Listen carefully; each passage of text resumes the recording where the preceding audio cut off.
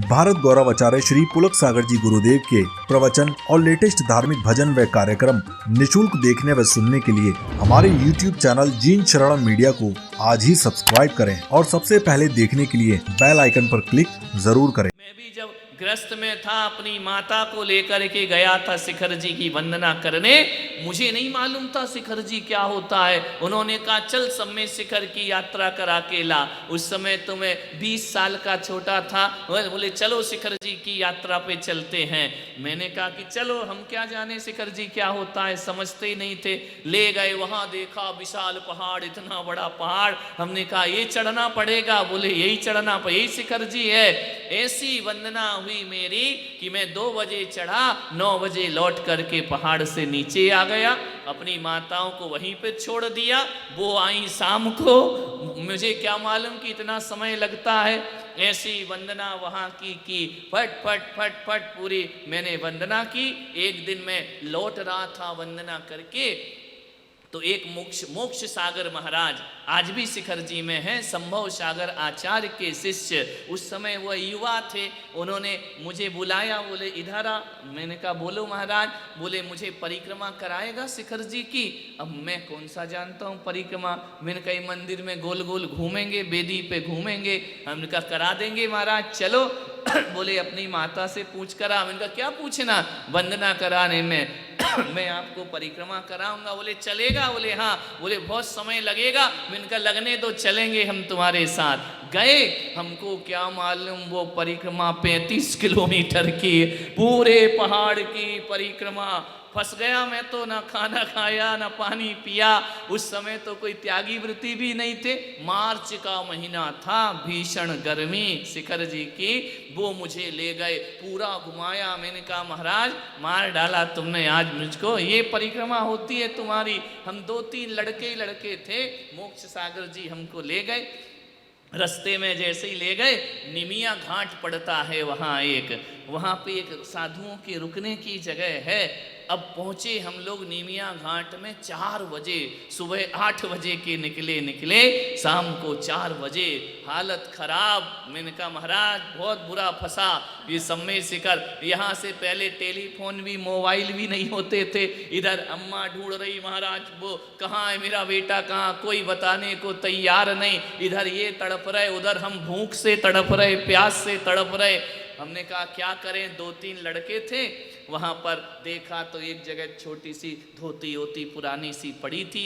हमारे मन में आया कि यार अपन तो भूखे हैं, अभी होटल में बाहर जाके खा लेंगे, महाराज का क्या होगा, इनको क्या करें। वहाँ कोई चौका लगाने वाला नहीं। क्या किया, आज याद आ गई मुझे वो घटनाएं। धोती लपेटी, गीली किए, बनाना कुछ नहीं आता था। एक पेड़ पे पपीते लगे हुए थे। हम चारों लड़कों ने पपीते तोड़े, पीस बनाए। महाराज यही आहार ले लो, कम से कम पानी तो पी लो।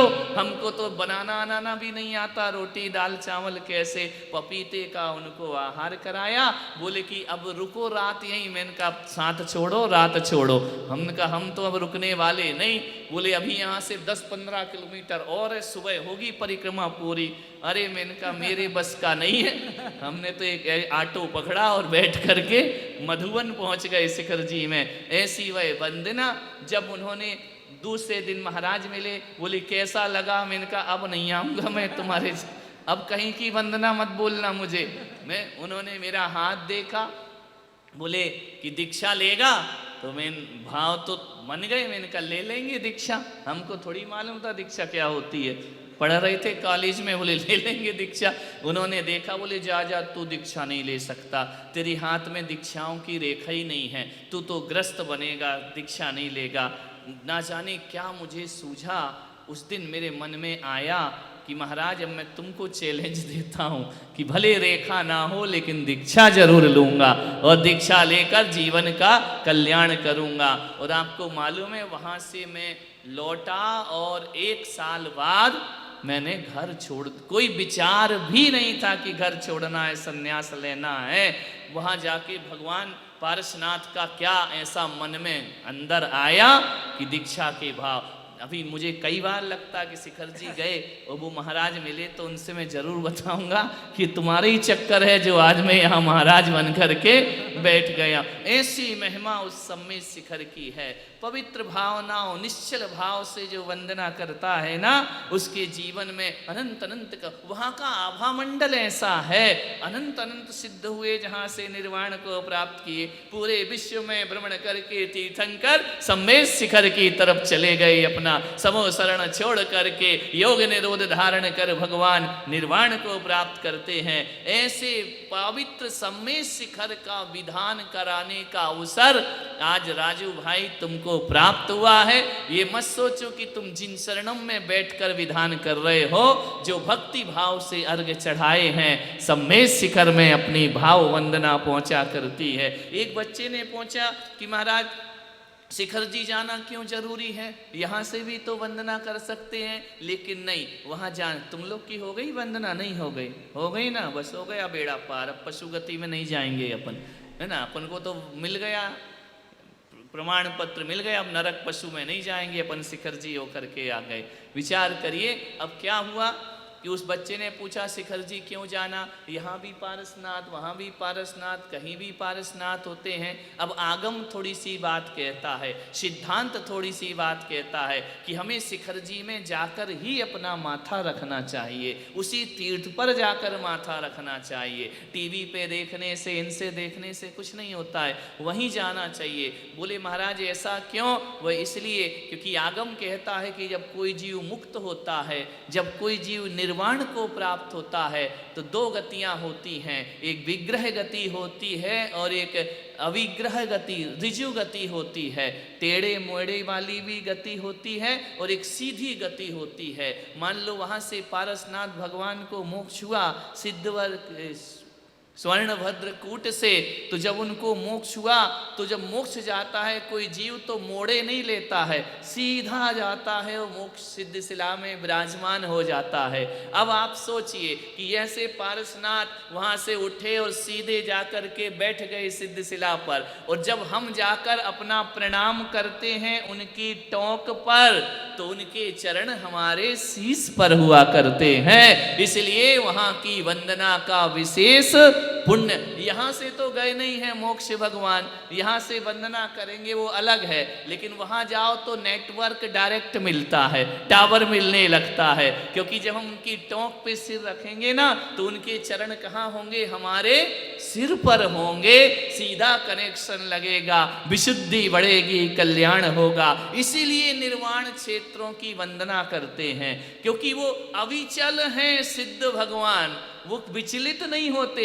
अनंतान रहिए अनंतानंत काल, यथा तथा शिव परिणय। अनेक काल कल्प बीत जाएं तो भी भगवान अपने स्थान से विचलित नहीं होते हैं। हाँ, शिखर जी की रचना बन जाएगी, बिगड़ जाएगी, लेकिन भगवान के, और वहां तो शिखर जी के ऊपर अनंत अनंत सिद्ध है, अकेले पारसनाथ के चरण नहीं, अनंत अनंत सिद्धों के चरण हमारे मस्तक पर आ जाते हैं। ऐसा अपना जीवन बनाओ, जब तक नहीं जा रहे तब तक ऐसा ही करो।